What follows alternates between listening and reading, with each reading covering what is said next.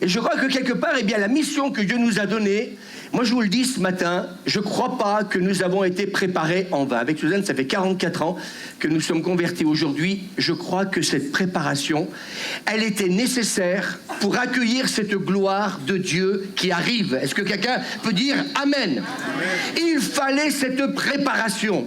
Parce que justement, ça va tellement être grand et grandiose, et j'espère que vous êtes convaincus comme moi. On n'a pas fait que chanter dans ce texte du prophète Agé. La gloire de la dernière maison sera plus grande que celle de la première. Elle est là. Amen.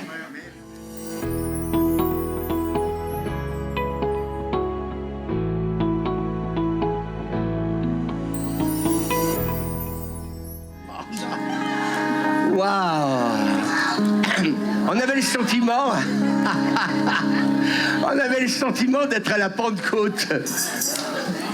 Il y avait une pente et puis il y avait une côte, mais on était à la Pentecôte. Et ce matin, je relisais un peu ce que le texte nous dit. Mais d'autres tournaient la chose en ridicule. Et ils disaient, c'est le vin doux, disait-il. Ils ont trop bu. Eh bien, nous, on dit, pas assez. Pas assez. Et une autre version dit, ils meurent d'ivresse. Oh là, pour ça qu'on tombe par terre. Et je peux imaginer que les gens disent, mais quand ils tombent par terre, ils sont en train de mourir. Oui, mourir d'ivresse. Moi, ça m'a fait du bien. Moi, je ne sais pas vous, mais depuis qu'on a commencé donc cette rencontre, une joie qui est là. J'ai jamais autant dit de bêtises en 2 jours. Avec toutes celles et ceux avec qui nous avons été. Et je me suis dit, mais c'est quoi, Seigneur? Seigneur me dit, mais c'est l'ivresse de mon esprit. Amen. Il faut que l'Église soit hors de sens. On a trop été cartésien, on a trop réfléchi, trop analysé pourquoi lui il tombe, pourquoi l'autre il tombe pas, et pourquoi l'autre il est guéri, pourquoi l'autre il n'est pas guéri. Ça fume là des fois. Et je crois que des fois, c'est comme en voiture, il faut débrayer. Débraye, ça fume. Il faut laisser, moi j'ai envie de dire, cette liberté s'exprimer en chacun de nous. Vous savez, moi je bénis Dieu parce que on est tous différents. On peut applaudir le Seigneur pour ça. On est tous différents. Alors acceptons nos différences. Dis à ton voisin, il faut accepter nos différences. Et s'il y en a un qui fait plus de bruit qu'un autre, si quelqu'un danse plus que toi ou moi, etc., dites avec moi, on s'en fout, on le laisse faire. On la laisse faire. Pourvu qu'elle ne me marche pas sur les pieds, le plus important, c'est que la personne s'exprime. Alléluia. Et le peuple dit Amen. Alors ce matin, eh bien, écoutez, j'interviens et je voudrais vous parler d'une personne parce que ça va résumer un peu ce qu'on a vécu un peu pendant ces 2 jours. Je voudrais peut-être m'adresser à toutes les équipes de prière. Voilà, parce qu'à la fin, on va faire quelque chose qu'on doit faire avant de nous en aller. Est-ce que le peuple dit Amen? Alors même l'équipe de Amy, c'est bien. Voilà, on va tous vous faire travailler. Alléluia. Puisque j'entends depuis 2 jours, les pasteurs, faut laisser la place. Ben écoutez, ça commence par rentrer. Ça commence par...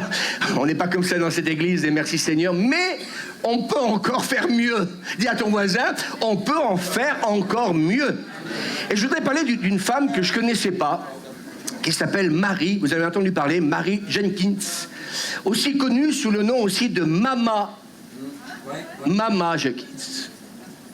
Elle était, écoutez bien, et c'est là où je voudrais un peu lier un peu la gerbe de ce qu'on a vécu pendant 2 jours, parce que on a entendu des choses magnifiques, mais il faut quand même que nous restions dans la pensée de Dieu, dans ce que le Seigneur a voulu nous dire pendant ces 2 jours. Et ce que j'ai retenu dans l'histoire de cette femme, c'est qu'elle était, écoutez bien, la petite fille spirituelle, j'ai bien dit spirituelle, de Smith, dites-le en anglais parce que moi je n'ai pas arrivé à le dire, de Smith. Waouh, magnifique. Donc vous allez dire plusieurs fois ce matin pour m'aider, sinon je vais écorcher son nom. Et donc cette femme, elle est née le 8 février 1909.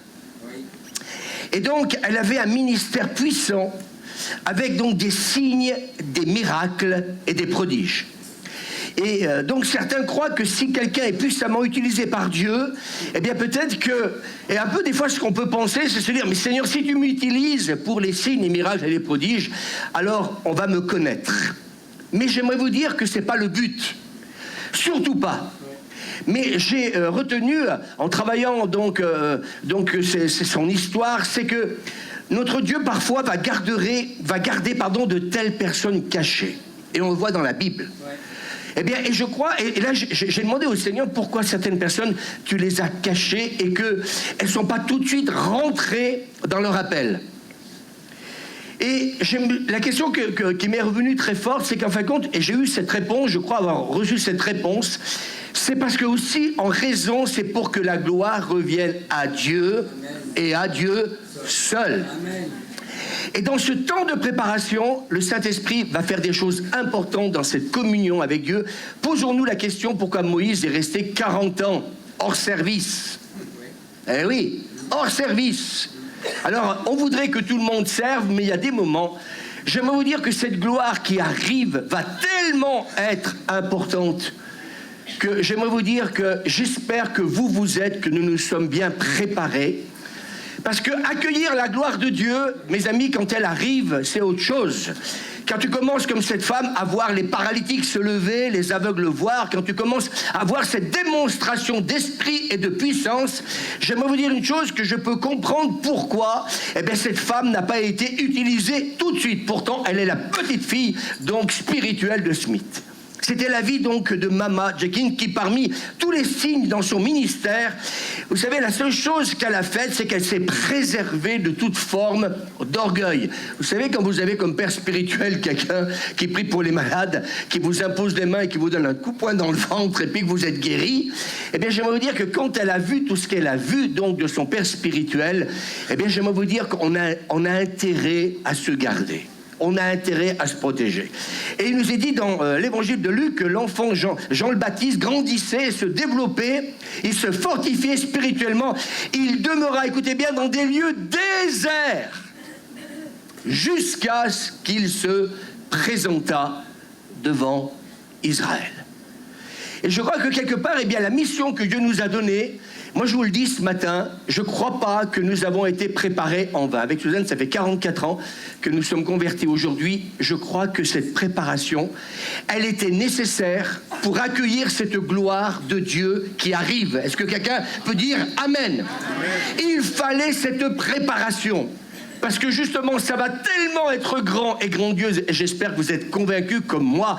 On n'a pas fait que chanter dans ce texte du prophète Agé. La gloire de la dernière maison sera plus grande que celle de la première. Elle est là. Dites avec moi, elle est là. Elle est au milieu de nous. Alléluia. Amen. Alors cette femme, elle a commencé, écoutez bien, à avoir des visites angéliques. Et le peuple dit Amen. Et quand elle était petite, elle disait à son père ce qu'elle voyait. Et il ne faut pas mépriser les enfants. Dis à ton voisin, ne méprisez jamais les enfants. Et Lucie, elle monte sur sa chaise et elle dit Alléluia, Amen. Et mes amis, donc, son père, eh bien, écoutez ce qu'elle disait, et il ne l'a pas cru, parce qu'il pensait que son imagination était trop active, ou qu'elle mentait. Et donc, il lui disait, si tu continues, je vais finir par te frapper, parce qu'il était dérangé par rapport à ses visions angéliques et ce qu'elle voyait. Alors, son père, il travaillait donc dans une entreprise de construction de ponts, et un jour, alors qu'il était donc à l'étranger, en Europe, il va finir justement par se retrouver dans une église où Smith, eh bien, Smith, oui, voilà, était en train de prêcher. Amen. Et donc Smith, voilà, il appelle donc par l'esprit donc cet homme, un peu ce qu'on a vécu hier soir, et il va lui dire, mais pourquoi donnez-vous une fessée à cette petite fille? Il a une parole de connaissance, et il va dire à ce papa, mais pourquoi tu la frappes alors que cette fille, ta fille, elle est ointe, elle est remplie du Saint-Esprit, elle voit des choses que tu ne vois pas, elle connaît des choses que tu ne connais pas, et il lui dit donc au papa, elle ne ment pas. Elle est utilisée par Dieu et elle est appelée à être une prophétesse parmi les nations. Waouh! C'est incroyable. Et voyez donc toute cette préparation. Attention, dis à ton voisin, au mépris. Attention à l'incrédulité. Attention, parce que Dieu prépare des hommes, et il a déjà préparé des hommes et des femmes. Moi, je ne crois pas que, Émine, si tu en es là aujourd'hui, du jour au lendemain, il a fallu, mes amis, creuser, il a fallu chercher, il a fallu pleurer, il a fallu se tenir devant Dieu. C'est ça, mes amis, la chose la plus importante. Et ça, ce sont des choses cachées. Vous voyez, là, on n'est plus dans un ministère public, on est dans un ministère caché, quand tu pries dans ta chambre, quand tu viens à l'église et il n'y a personne, et que tu te tiens devant Dieu, eh bien j'aimerais vous dire que tu amasses des trésors du ciel qui sont en train de te préparer à accueillir cette gloire. Mais cette gloire, elle va tellement être forte et puissante, dis à ton voisin, on ne va pas pouvoir la contenir. Ça va exploser. Tu vas péter. Tu vas exploser. Dis-le à ton voisin. Ça va sortir par tous les pores de la peau, tellement que ça va être grandiose. Et Dieu se sert des choses faibles du monde pour confondre les fortes. Et maman fut formée et donc coachée donc par Smith. Magnifique. Vous pourriez le dire plus fort quand même, parce que voilà, vous avez peur qu'il l'entende, ne vous inquiétez pas. Et quand donc il prêchait dans ses services, eh bien il utilisait donc Mama. Et quelque temps donc avant sa mort, donc il lui a dit entre autres que son vrai ministère ne commençait pas tant qu'elle n'aurait pas donc été assez mature pour le gérer. Et donc vous voyez, il l'a préparée. Il lui a pas dit t'es la plus belle, tu vas faire ci, tu vas faire là. Il va lui dire eh bien voilà, je te prépare parce qu'il va falloir, comment dire, que tu gères ce que Dieu t'a donné et ce que tu vas pouvoir voir se manifester dans ton ministère. Et mes amis, il va y avoir des exploits surnaturels extraordinaires. Et écoutez bien, elle va commencer son ministère, et moi ça m'a fait du bien. Elle a commencé son ministère à 60 ans, exactement. 60 ans. Amen. Alain, t'as bien fait de venir ce matin. À 60 ans, elle avait un ministère prophétique étonnant. Écoutez bien, elle était parfois physiquement transportée d'un lieu à un autre, comme Philippe l'évangéliste. Amen. Les trains, les avions, c'est terminé. Amen. Je ne vous raconte pas des chinoiseries. Elle pouvait très bien se retrouver d'un endroit à un autre. Dans le livre des Actes, au chapitre 8, quand ils furent sortis de l'eau, l'Esprit du Seigneur enleva Philippe. Le fonctionnaire ne le vit plus, mais lui, il continua son chemin joyeux. Vous voyez, des fois, on va tout simplement être dans la vie de certaines personnes. On va rencontrer des personnes, mais ce coup de taille, il est passé où ? Il est ailleurs. Il continue à annoncer l'évangile. Et l'huile, écoutez bien, et ça on l'a vécu à Mâcon, eh bien elle coulait souvent surnaturellement de ses mains. Est-ce qu'on peut dire amen ? Moi je crois qu'on va rentrer dans des temps de signes surnaturels. Allez, et plutôt que d'aller chercher l'huile en bouteille, ça va couler de nos mains. Vous y croyez ? Et beaucoup de gens, écoutez bien, étaient ressuscités d'entre les morts. Je suis en train de vous dire ce matin, tout ça n'est pas arrivé par hasard.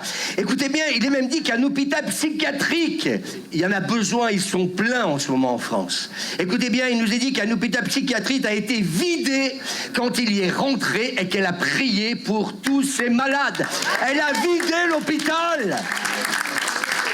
Je ne sais pas si les psys, les psychiatres vont être contents. Mais j'aimerais vous dire une chose, c'est ce qui s'est passé. Chaque patient a été guéri. Écoutez bien, encore un truc de dingue. Une paire de jumeaux siamois a été séparée par la puissance de Dieu. On peut applaudir Jésus. Vous me regardez comme... Non, mais ça s'est passé, alléluia. De grands criminels ont été conduits au salut, amen. Les vols ont été arrêtés par la puissance de Dieu.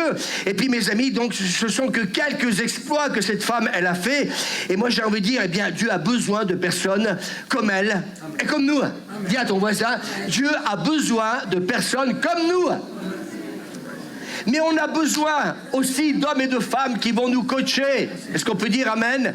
Dans ce grand réveil qui arrive, comme autrefois, dit le prophète Joël, des personnes qui vont servir, qui vont faire le job, et puis qui surtout ne vont pas chercher, j'insiste, à se faire remarquer. Dis à ton voisin, on ne le fait pas pour être vu, reconnu, remarqué. On va le faire parce qu'on veut que Dieu soit glorifié. Amen. On veut que toute la gloire revienne à Dieu et à Dieu seul. C'est pour ça que c'est bon de travailler en équipe. Parce qu'hier soir, on ne sait pas du tout qui a été un instrument de bénédiction pour Pierre ou Paul. Et c'est pour cette raison qu'on travaille comme ça donc, dans cette église. Amen. Donc la chose la plus remarquable, c'est cette humilité qu'elle a gardée à tout prix. Pose ta main sur ton voisin et dis-lui que Dieu nous préserve de l'orgueil. Garde-nous donc dans l'humilité. Jésus a dit dans l'évangile de Matthieu, je suis doux et humble. de cœur.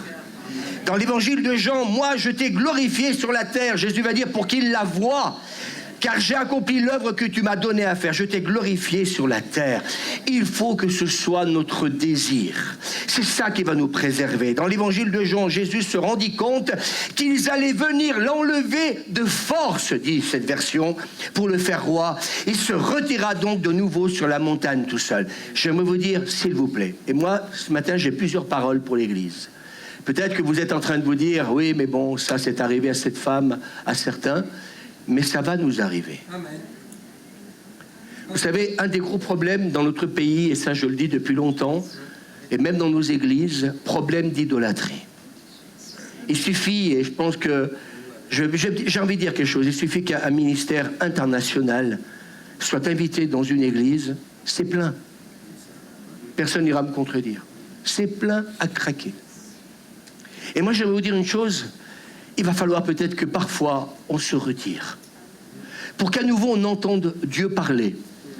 Pour que ce ne soit pas, comment dire, du réchauffé, si je peux me permettre.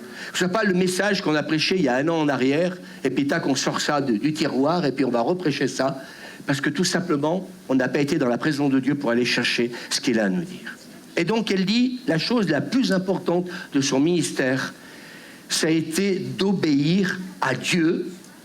Et j'insiste dans ce que je veux dire, dans tous les domaines de sa vie.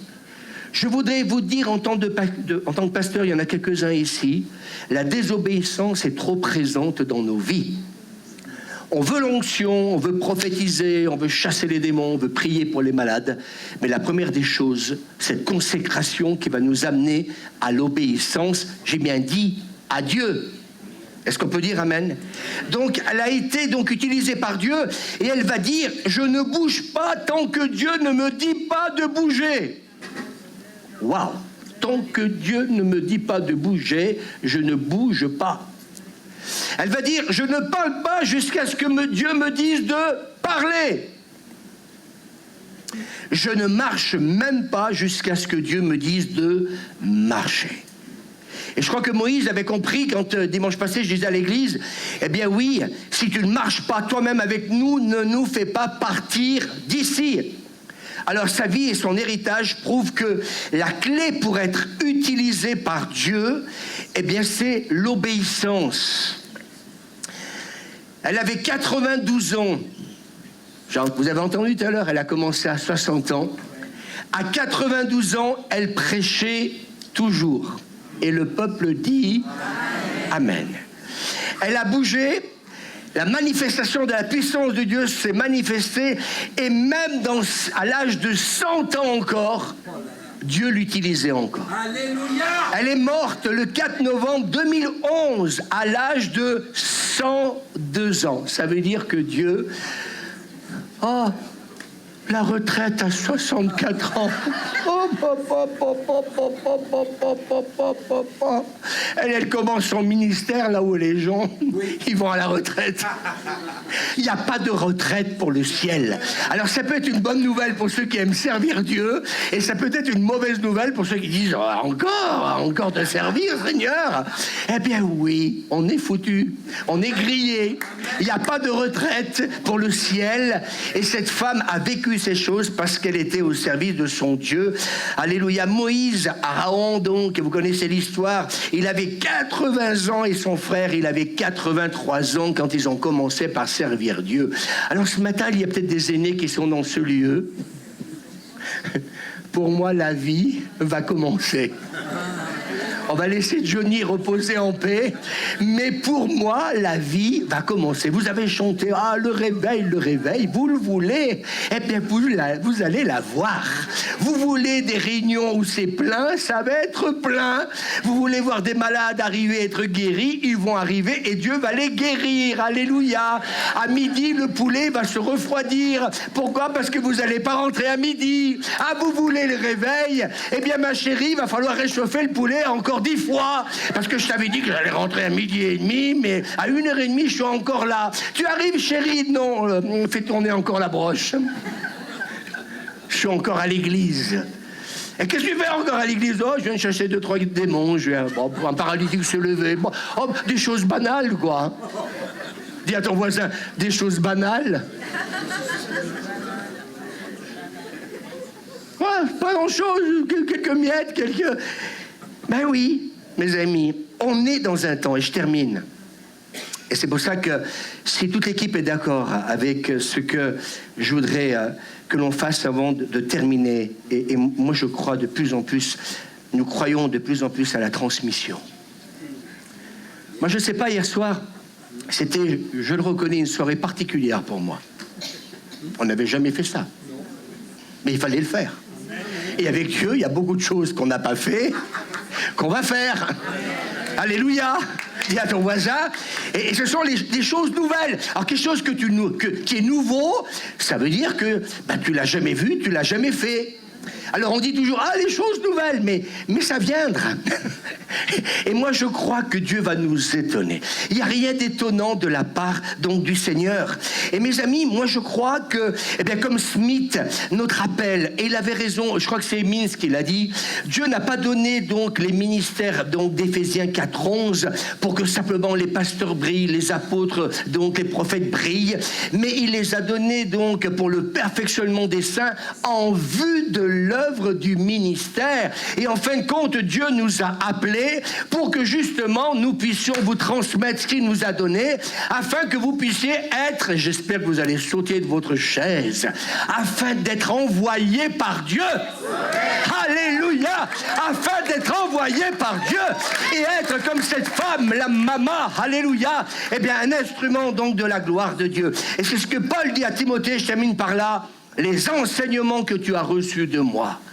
C'est bien, tu connais ta Bible, on t'a enseigné, tu as fait l'école biblique, etc., etc. Il va dire, transmets-le. Est-ce qu'on peut dire, amen, je m'adresse à l'équipe Souffle Saint-Esprit, et je crois que mon appel, il est là, c'est de transmettre ce que Dieu nous a donné. On est d'accord, Patrick? Vous êtes d'accord? Est-ce que vous êtes d'accord avec ça?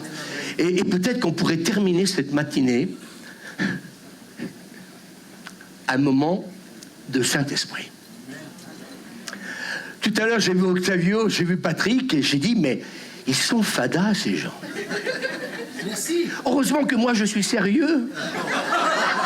Heureusement que moi, je suis timide. Non, mais c'est vrai. Quand j'avais 19 ans. Mais j'ai vécu une délivrance.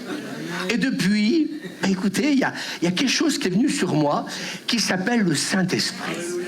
Vous recevrez une puissance. Alors je voudrais dire ce matin à plusieurs, mais pourquoi tu retiens le Saint-Esprit? Laisse-le sortir de tes pores, de ta bouche, quand tu apposes les mains. Laisse le Saint-Esprit faire ce qu'il a à faire. Amen. Et puis mes amis, communiquons ce que Dieu nous a donné. Alors, il y a quelque chose que un jour, des amis, je ne sais pas pourquoi, ils sont partis là-bas, mais ils sont partis là-bas. Et puis, ils nous ont montré quelque chose qui s'appelle, je ne sais pas, tout à l'heure, il y avait les 3 danseuses avec leur... Si vous pourriez venir en courant, les si. Et puis, il va nous mettre ce chant, Jean-Frédéric, très doucement. Les paroles sont magnifiques. Et ce chant dit « Plus aucun délai ». Dis à ton voisin « Plus aucun délai ». Je reçois mon miracle. Le Seigneur le fait maintenant. Tu es fidèle et tu es fidèle à jamais. On y va? Juste une fois. Il manque le volume, ça va venir. Simplement les paroles. 2 minutes, et après on va faire ce que... On peut le chanter ensemble, on peut se lever. Le Seigneur le fait. On va monter un peu plus fort. Allez, c'est un chant prophétique, c'est pas un chant simplement. Je reçois mon miracle. Le fait. Ma vie